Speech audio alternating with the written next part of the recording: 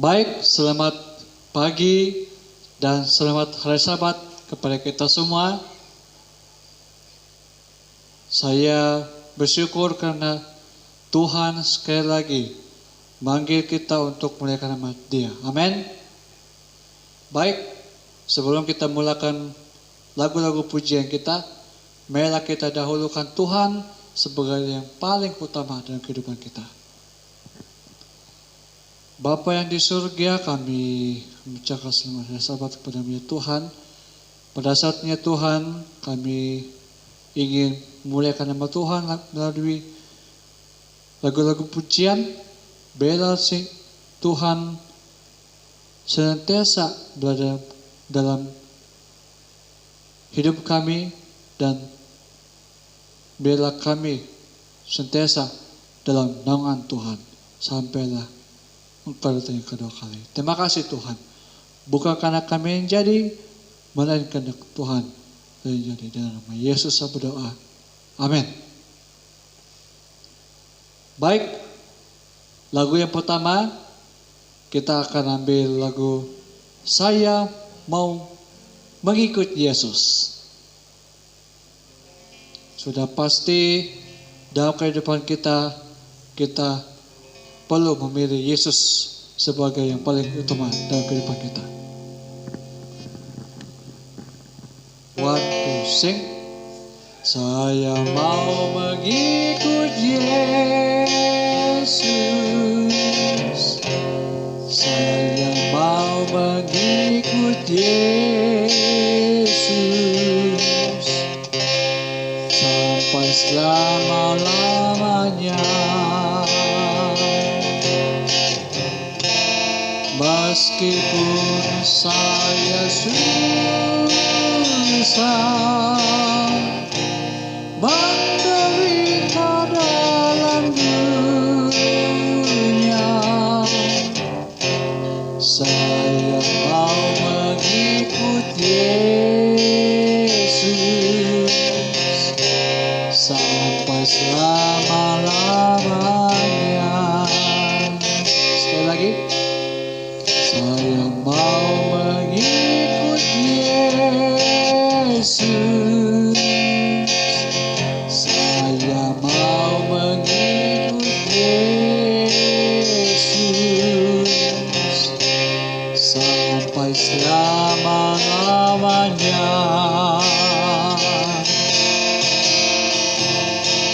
Meskipun saya susah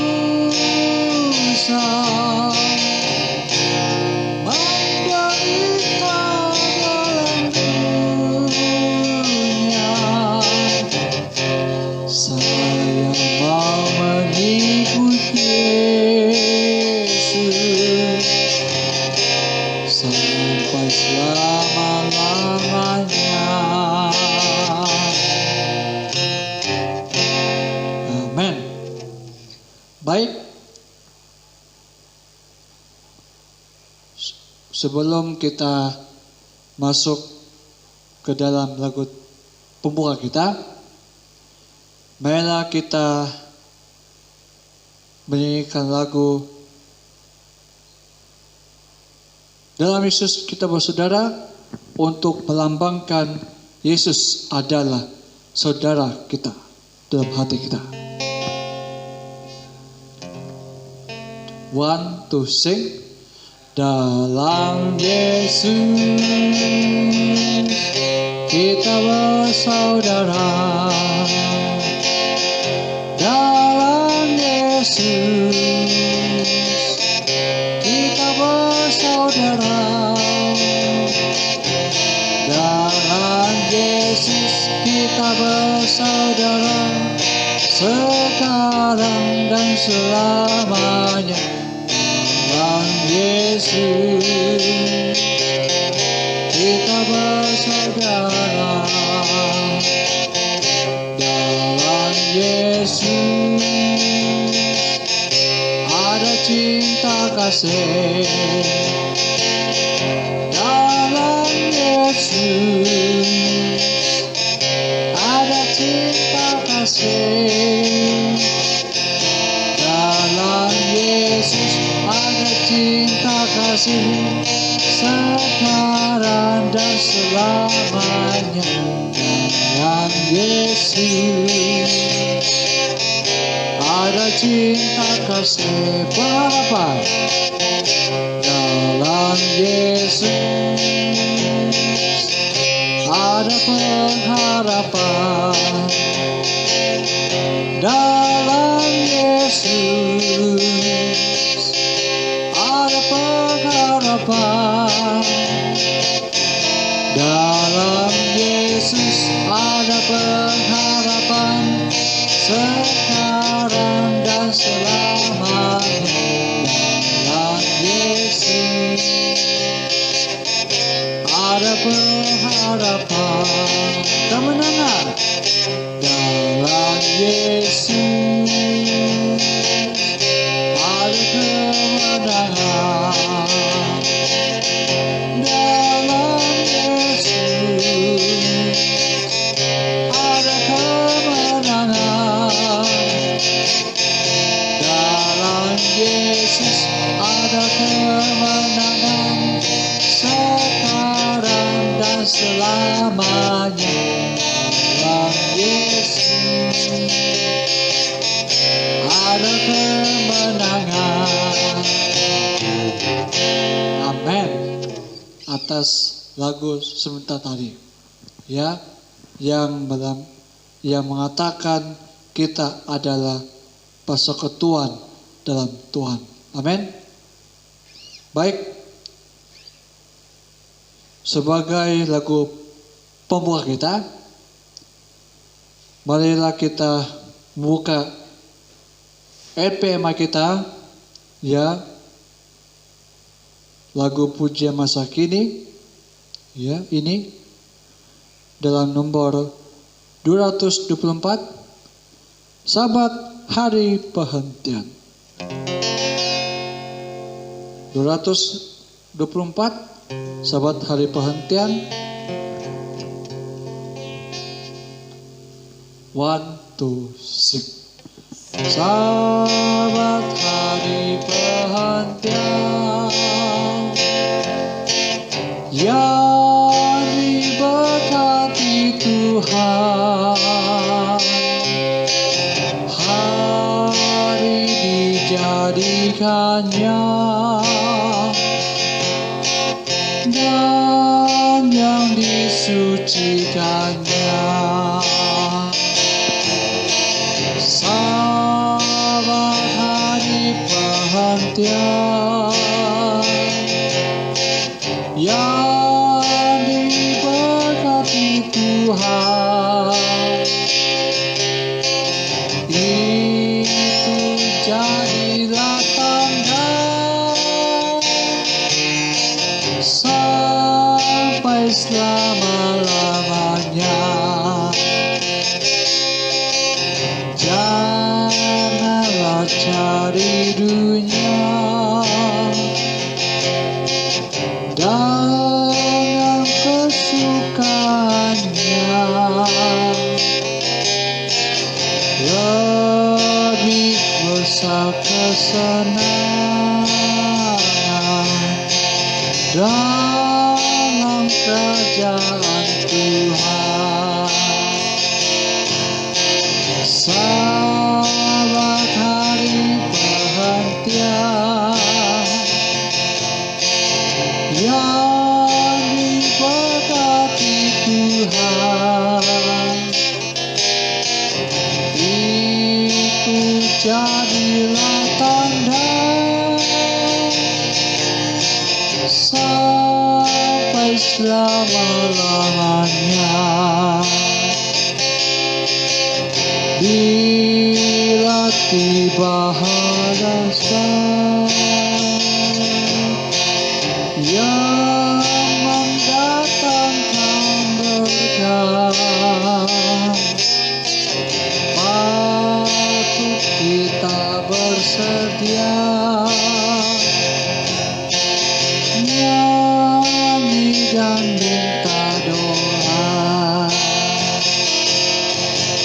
Sabat hari perhentian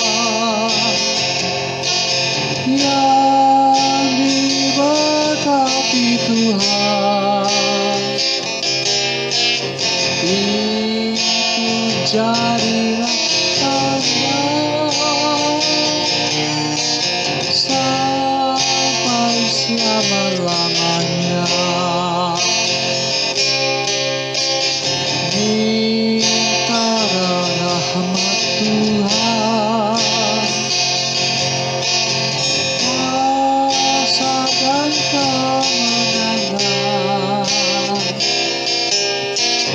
Mintalah kekuatan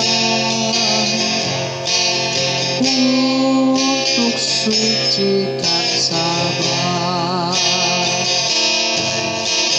Selamat hari perhentian yang diberkati Tuhan. Itu jadilah tanda sampai selama-lamanya.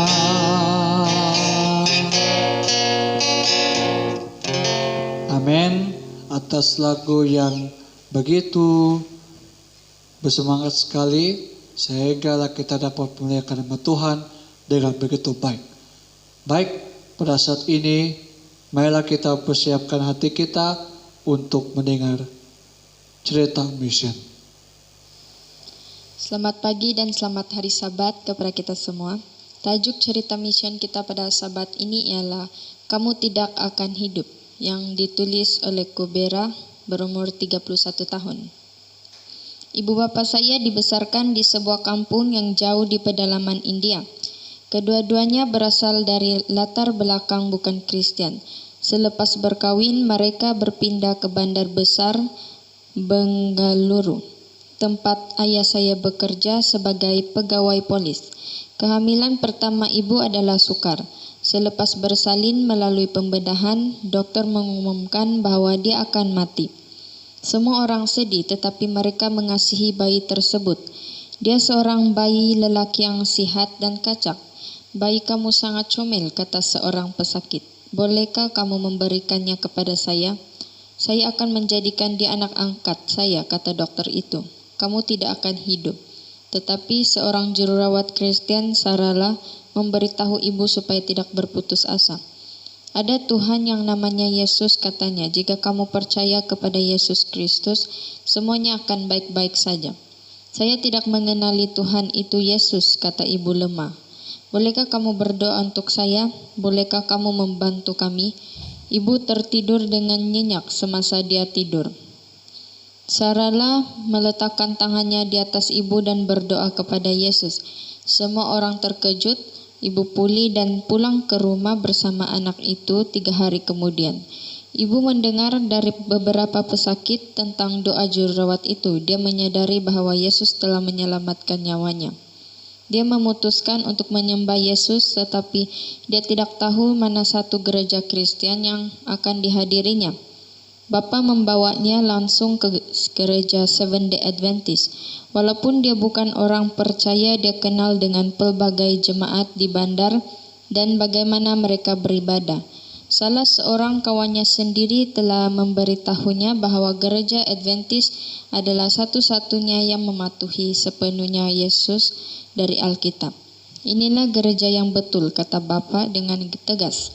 Kamu harus pergi ke sini untuk beribadah kepada Yesus. Sepanjang 14 tahun yang berikutnya, ibu melahirkan 7 orang anak lagi. Hari ini anak sulungnya adalah Presiden Conference di India.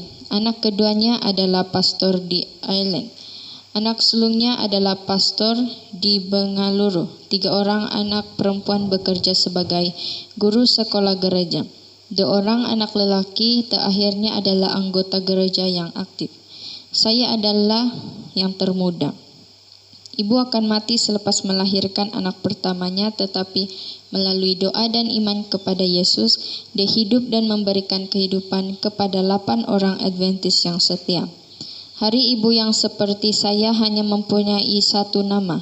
Kamalama adalah nenek berusia 72 tahun yang mempunyai 8 orang cucu yang sehat. Ketika saya senang bertumbuh, ibu selalu mengingatkan saya akan kata-kata Tuhan. Dapatkah seorang perempuan melupakan bayinya hingga ia tidak menyayangi anak dari kandungannya? Sekalipun dia melupakannya, aku tidak akan melupakan engkau. Yesaya 49 ayat 15. Karena imannya, keluarga besar saya sedang berjalan bersama Yesus. Sebahagian daripada persembahan Sabat ke-13, kuartal ini akan membantu membina 2 buah gereja di Bengaluru, di mana Kubera dan ibunya tinggal. Terima kasih karena merancang pemberian persembahan dengan murah hati. Tuhan memberkati. Selamat pagi, selamat hari Sabat pada kita semua. Walau dimanapun masing-masing kita berada, pada tanggal Sabat ini, 10 hari bulan Oktober 2020, dalam bacaan persembahan kita Sabat ini yang bertajuk bersemangat untuknya. Sebelum kita mengutip persembahan dan perpuluhan, kita baca dulu bacaan persembahan dan persepuluhan ini yang bertajuk bersemangat untuknya. Prawa Goya, ayah kepada penyunting majalah pelayanan yang juga diberikan nama yang sama, adalah seorang kontraktor pembinaan di sektor swasta di Romania era komunis, sebagai seorang penginjil Seventh Day Adventist yang sangat aktif. Dia berkhotbah, membangunkan gereja-gereja dan mengedarkan Alkitab berasal dari Yugoslavia yang dibawanya dan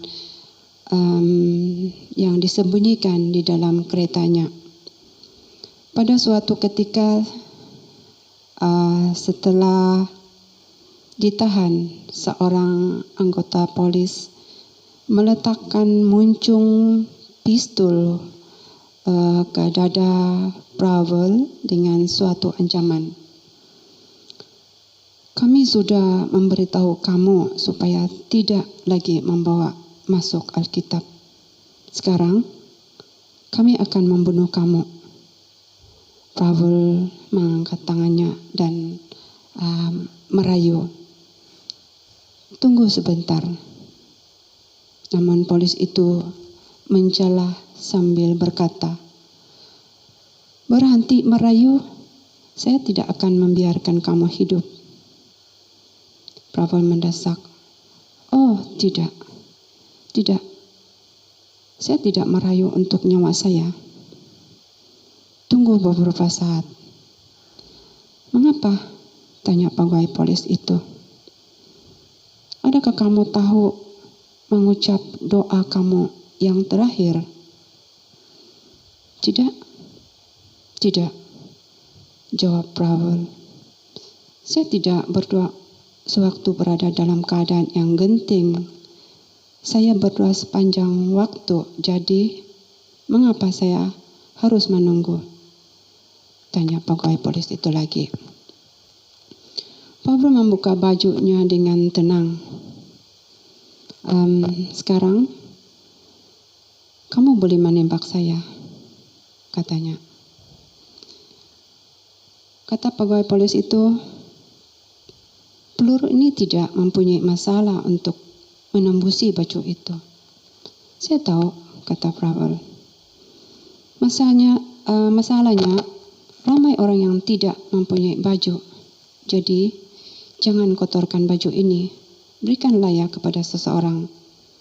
Pegawai polis itu melepaskan Pravel dan berkata, kamu memang tidak siuman. Kristen yang sejati akan sentiasa memikirkan keperluan orang lain terlebih dahulu dengan mengikut teladan mereka, yaitu Yesus. demi untuk orang lain. Dia mengorbankan dirinya selain dari menyembah Tuhan. Tujuan utama untuk memberikan persepuluhan dan persembahan adalah untuk menyediakan keselamatan bagi orang lain yang jauh dan yang dekat dengan kita. Di sini ada rayuan. Dalam saat-saat yang genting, kita mungkin tidak akan diminta untuk membuka sebarang pakaian yang kita sedang pakai untuk diberikan kepada orang lain. Bagaimanapun, kita boleh membuka mereka dalam cara yang berlainan, yaitu dengan mengembalikan persepuluhan dan peratusan yang telah dikhususkan dari pendapatan kita sebagai persembahan. Doa. Bapa Surgawi, terimalah ibadah kami pada hari ini dan berkati sumber-sumber ini agar ia boleh menjangkau orang-orang dan tempat-tempat di mana ia sangat-sangat diperlukan. Dalam nama Yesus. Amin.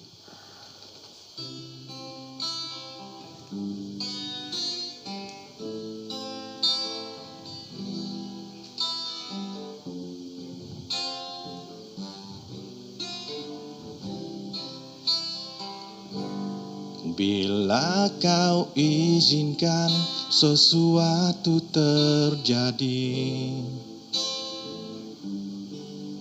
ku percaya semua untuk kebaikanku.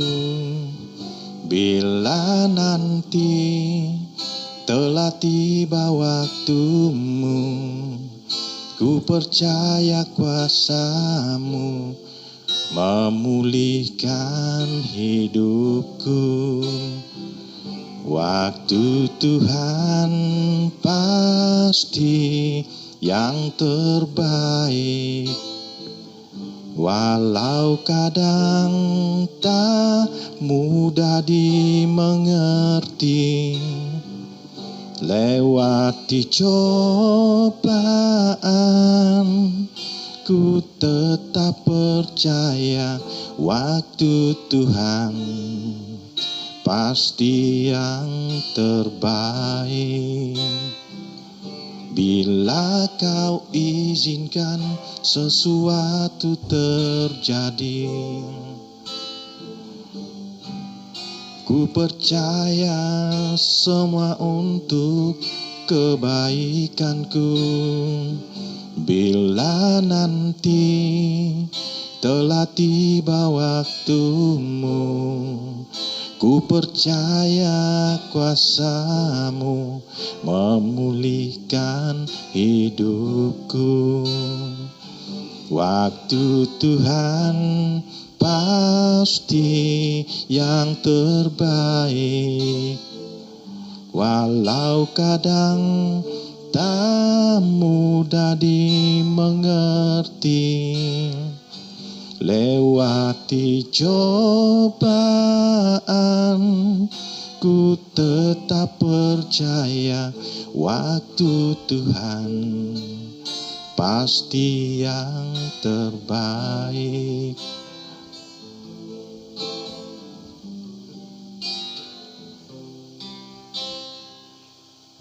Amin. Selamat hari Sabat, selamat bertemu di dalam kebaktian online Gereja Seventh-day Adventist daerah Tenom. Sekali lagi sangat bersyukur karena kesempatan pada hari Sabat ini bersuara di dalam kebaktian online ini, dan secara pribadi berharap agar semua anggota-anggota gereja di Gereja Batu Apar, Gereja Pekan, Gereja Tomani yang tidak sempat bersabat di gereja dan berada di rumah, kiranya dapat bersama-sama menikmati kebaktian online gereja kita sedaerah Tenom. pada Sabat hari ini. Pada khotbah saya pada Sabat ini, saya ingin kongsikan satu tajuk khotbah yang saya pikir sangat penting sekali untuk setiap kita secara pribadi. Tajuknya ialah saya sebutkan di sini, jangan putuskan tali yang sudah terikat. Tali yang sudah kita ikat jangan diputuskan. Ayat intinya saya bacakan dalam Kejadian 3 ayat yang ke-9. Tetapi Tuhan Allah memanggil manusia itu dan berfirman kepadanya, di manakah engkau? Ini pertanyaan Tuhan sendiri apabila dia berada di Taman Eden. Dia mencari di manakah manusia yang diciptakannya itu setelah mereka jatuh ke dalam dosa. Adam dan Hawa diciptakan Tuhan dengan amat sempurna tanpa cacat celah. Diciptakan juga Taman Eden untuk tempat tinggal manusia yang dicipta itu. Namun mereka jatuh ke dalam dosa di tempat yang begitu indah dan sempurna. Mereka merasa malu terhadap Tuhan dan menjauhkan diri dari Tuhan. Namun Tuhan berfirman kepada mereka, di manakah engkau? Demikian juga bangsa Israel, umat pilihan Tuhan, satu-satunya bangsa yang mendapat amanat dari Tuhan untuk seluruh dunia ini. Melalui bangsa Israel, jalan penyelamatan oleh Tuhan diadakan. Namun bangsa ini juga telah banyak menyimpang, sehingga Tuhan memberi mereka kesadaran melalui penawanan oleh bangsa-bangsa lain.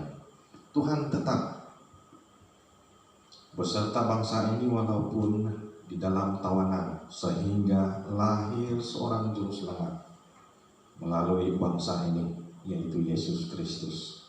Demikian perjalanan kisah bangsa umat pilihan Tuhan ini.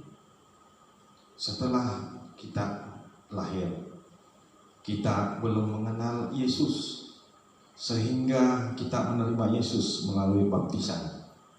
Setelah dibaptiskan, kita semakin mengenal Yesus lebih dekat.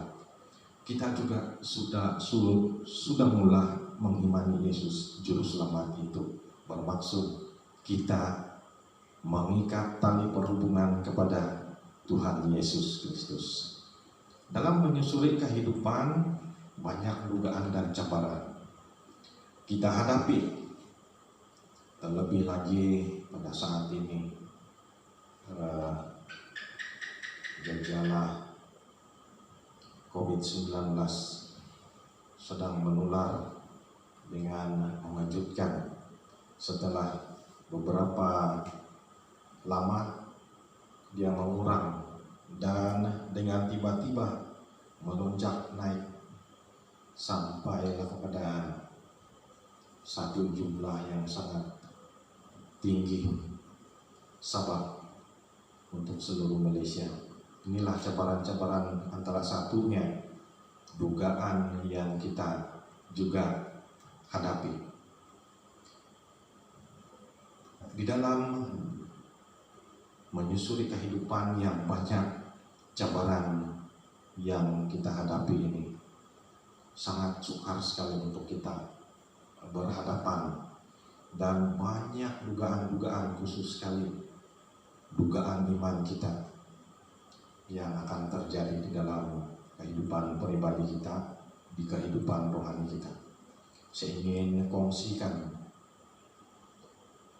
buku janji Tuhan kepada mereka ataupun kepada kita yang sudah merasakan tawar hati apabila keadaan dugaan dunia ini sangat menduga kita.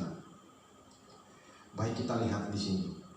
Dalam pengalaman hidup semua orang, ada kalanya berlaku kekecewaan yang pedih dan perasaan tawar hati yang amat sangat.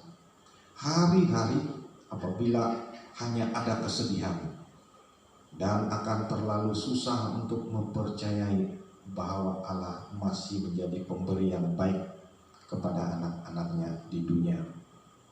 Hari-hari apabila kesusahan mengganggu jiwa, sehinggalah kematian seakan-akan lebih baik daripada kehidupan. Inilah yang sering terjadi bila kita sangat keberatan dengan beban cabaran dugaan hidup. Kadang-kadang kita merasakan lebih baik mati daripada menyusuri kehidupan yang penuh dengan dugaan ini. Pada waktu inilah ramai orang melepaskan tangan mereka dari Allah dan hanyut ke dalam perhambaan, keraguan, dan pengabdian diri kepada ketidakpercayaan. Nah, disinilah timbul satu perasaan, keadaan dalam diri kita, yang mana pertanyaan dalam diri kita, apakah Tuhan melihat keadaan kita?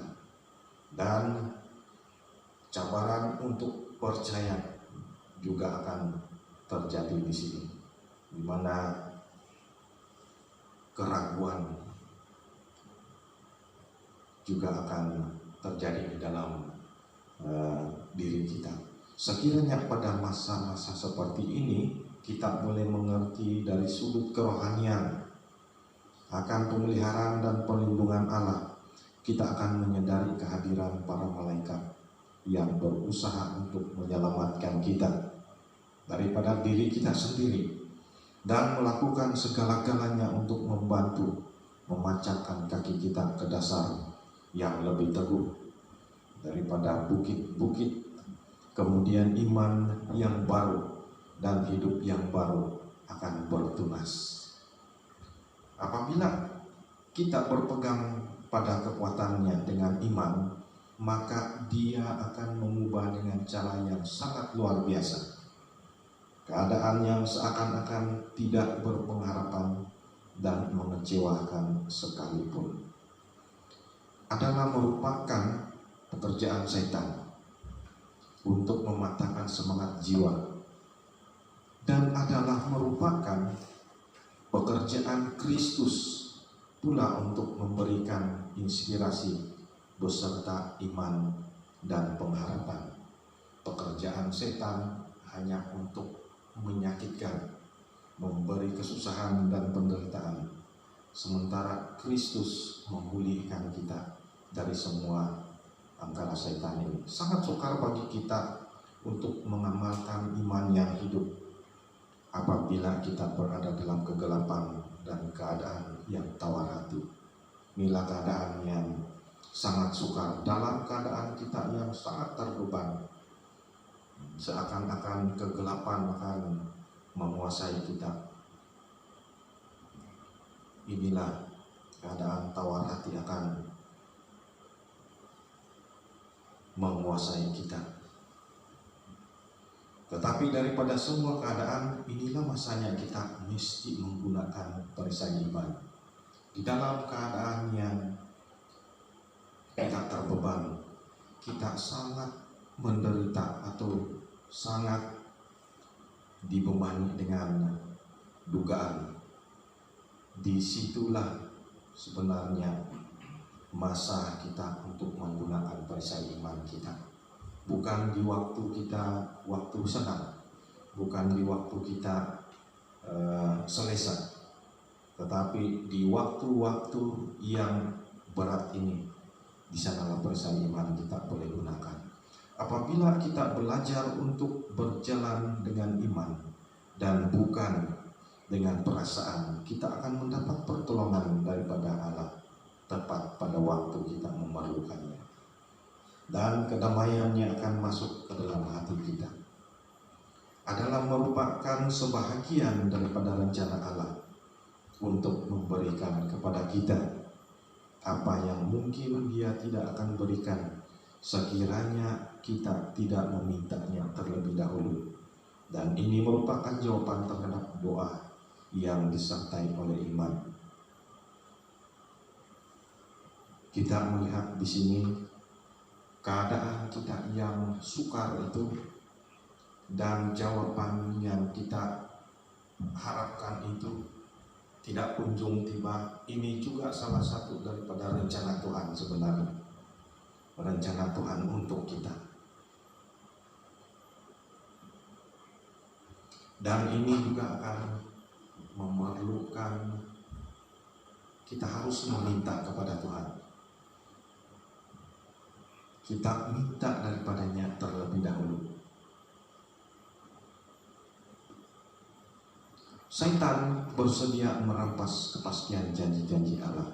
Dia mengingini setiap kedipan pengharapan dan setiap sinar cahaya dari hati. Tetapi janganlah kamu izinkan dia untuk melakukannya. Tujuan setan untuk menjatuhkan kita. Tetapi kita masih ada hak untuk tidak mengizinkan setan melakukan kepada kita. Gunakanlah iman. Bertandinglah dalam pertandingan iman yang benar. Atasilah keraguan-raguan, pelajari janji-janji Tuhan. Jangan asik memikirkan tentang perasaan tawar hati. Sebaliknya pikirkanlah tentang kuasa yang kamu boleh tuntut dalam nama Kristus. Kadang-kadang kita asik memikirkan bebanan yang berat itu, dan seakan-akan kita akan memilih keadaan ataupun perasaan kita yang tawar hati, akan memilih tawar hati. Tetapi sebaliknya ada satu pilihan yang lebih besar, yaitu kita menuntut pertolongan daripada kuasa Tuhan. Pada hari ini Tuhan berkata kepadamu, janganlah tawar hatimu, serahkan segala bebanmu kepadaku. Anda tidak dapat mengangkat dosamu sendiri. Aku mengambil semuanya. Sekiranya Anda percaya kepadaku, Anda tidak akan kekurangan apa-apa perkara yang baik.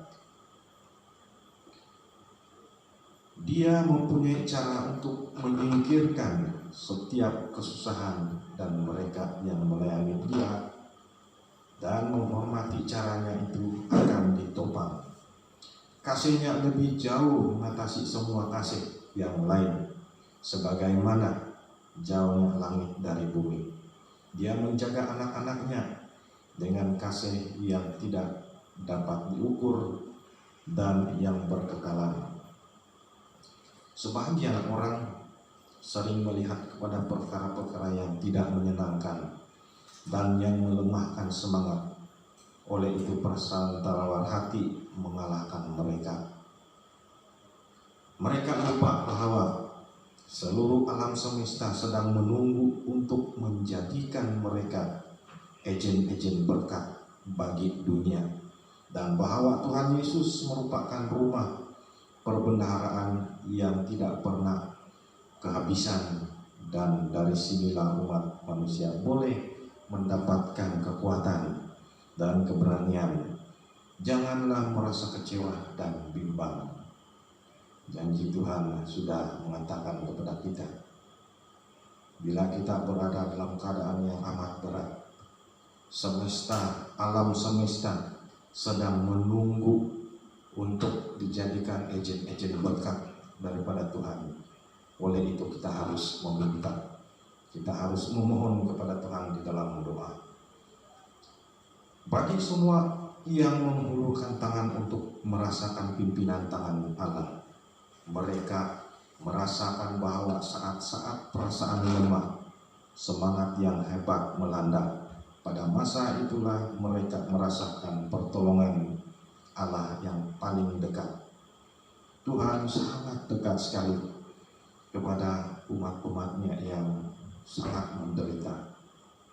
Kita tidak perlu menyimpan catatan tentang ujian dan kesusahan, duka lara dan kesedihan. Semua perkara ini tercatat di dalam buku sorga, dan sorga bertanggung jawab penuh atasnya.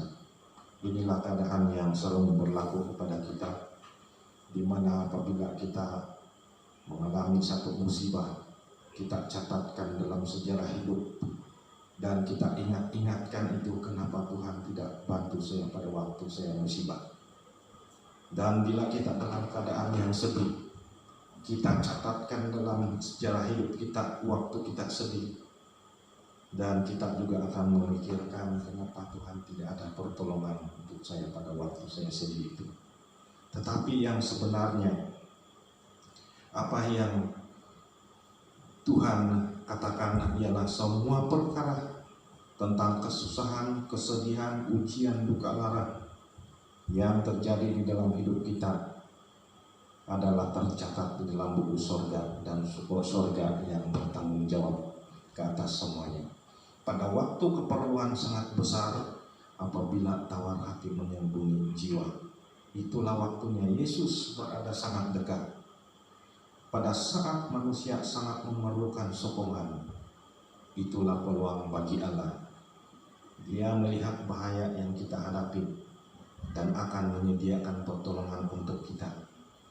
Apabila kita berada dalam keadaan yang menderita, di sanalah peluang bagi Allah untuk menolong kita. Kita serahkan kepada pertolongan Allah, dan bukannya kita serahkan dalam keadaan yang tawar hati kita. Tiada seorang pun harus membiarkan diri mereka menjadi lemah, semangat, dan putus harapan. Ada pengharapan untuk Anda di dalam Kristus. Allah tidak menyuruh kita untuk mengatasinya dengan kekuatan kita sendiri. Dia meminta kita datang dekat ke sisinya. Apapun kesusahan yang kita alami, yang melelahkan jiwa dan tubuh kita, Dia menunggu untuk membebaskan kita. Demikianlah janji Tuhan kepada kita yang mengalami kesusahan, penderitaan, dan seakan-akan dikuasai oleh tawar hati. Di dalam kehidupan seharian kita, mungkin kita tidak seperti bangsa Israel tadi yang ditawan oleh bangsa lain, tetapi mungkin kita ditawan oleh pekerjaan kita, tugasan kita sehari-hari, kehidupan yang sangat menduga kita. Mungkin ini yang akan jenis-jenis yang akan menawan kita. Ini jenis-jenis tawanan yang kita hadapi. Sama dengan bangsa Israel, Tuhan mengindahkan bangsa Israel, dan demikian juga Dia mengindahkan kita sebagai umatnya. Oleh itu di dalam Kejadian 3 ayat 9, Tuhan mengatakan, berfirman dengan bertanyakan, di manakah engkau? Pertanyaan ini bukan sahaja untuk Adam dan Hawa pada ketika di Taman Eden, tetapi masih hidup untuk kita pada saat ini. Pertanyaan ini masih berkumandang bagi setiap jiwa-jiwa yang sedang bergumul dalam kehidupan. Selebih-lebih lagi kepada mereka yang sudah tawar hati, Tuhan bertanya, di mana engkau? Tuhan bersedia untuk memberikan kekuatan. Oleh itu kita harus minta kepada Tuhan yang mempunyai kekuatan. Demikian yang saya kongsikan kepada kita, yaitu jangan putuskan tali yang sudah terikat. Kita sudah mengenal Tuhan, kita sudah mendekati Dia dengan lebih dekat, dan berarti di sini kita sudah mengikat hubungan kita dengan Tuhan. Bila di pertengahan kehidupan kita berhadapan dengan dugaan yang sangat berat, jangan kita putuskan tali hubungan kita kepada Tuhan. Tuhan senantiasa melihat keadaan kita, dan Dia akan memberikan pertolongannya menurut masa ataupun kehendaknya. Yang penting di sini kita jangan putus hubungan dengan Tuhan. Demikian, Tuhan memberkati kita. Mari kita bersama di dalam doa. Terpuji nama Tuhan yang penuh kasih dalam kerajaan Maha Tinggi di surga. Puji syukur kami karena kami sudah mengikat hubungan dengan Tuhan. Tuhan yang kami kenal, yang hidup, yang sudah sering memberikan kami kekuatan dan pertolongan di masa silam kami. Kami jatuh ke dalam dosa yang begitu dalam. Tuhan sudah mengangkat kami untuk naik daripada dosa-dosa yang lalu. Dan pada saat ini kami mau menguatkan hubungan terus dengan Tuhan, sehingga segala cabaran dugaan hidup yang kami hadapi setiap hari yang membuatkan kami untuk berasa tawar hati, kami mohon pada saat ini Tuhan mendengar dan melihat keperluan secara pribadi kami. Kami berdoa khusus untuk kehidupan kami, khusus sekali kehidupan rohani yang semakin lama semakin menyejuk berhadapan dengan keadaan kehidupan yang semakin lama semakin mencabar. Tuhan, kami mohon secara pribadi pada saat ini tali yang kami ikat kepadamu, di mana hubungan kami yang pernah begitu erat suatu masa yang lalu, dan pada saat ini kami mohon ya Tuhan, dikuatkan semula sehingga kami akan dapat berdiri teguh bersama-sama Tuhan di dalam kebenaran, walaupun cabaran dugaan begitu besar di hadapan kami. Ya Tuhan, kami berdoa khusus saat ini untuk seluruh keluarga, seluruh rekan-rekan, seluruh anggota gereja daerah Tenom berhadapan dengan gejala COVID-19 ini. Jangan kami dilemahkan, kiranya rohani iman kami terus dikuatkan, dan kepada Tuhanlah kami berserah untuk semua ini. Dalam kehidupan harian ataupun khusus sekali dalam kehidupan rohani kami serahkan dalam tangan, sehingga kami dapat berbakti menyembah Tuhan dengan penuh sukacita di masa-masa yang mendatang. Terpuji nama Tuhan. Sabat ini kami mohon Tuhan akan terus menyertai kami, memberkati kami, menguatkan kami secara pribadi, walaupun dalam keadaan yang sangat sukar pada saat ini. Terpuji nama-Mu ya Tuhan. Sebentar tadi juga kami sudah mengimbas kembali bagaimana Tuhan mencari ataupun bagaimana Tuhan sangat peduli kepada bangsa Israel, kepada Adam dan Hawa yang sudah jatuh ke dalam dosa, namun Tuhan masih mencari mereka di manakah engkau. Demikian juga pada kami pada saat ini, kami juga ya Tuhan sadar bahwa kami perlu datang terus kepadamu, dikuatkan dalam iman. Terpuji nama-Mu ya Tuhan. Sepanjang sabat hari ini kami serahkan penjagaan, pimpinan, perlindungan, pemeliharaan Tuhan pada semua kami, sehingga damai sejahtera sukacita surga itu layak kami terima secara pribadi. Terpuji nama-Mu ya Tuhan. Jadilah semuanya kehendak-Mu. Inilah doa kami di dalam nama Tuhan Yesus. Kami serahkan semua ini. Amin.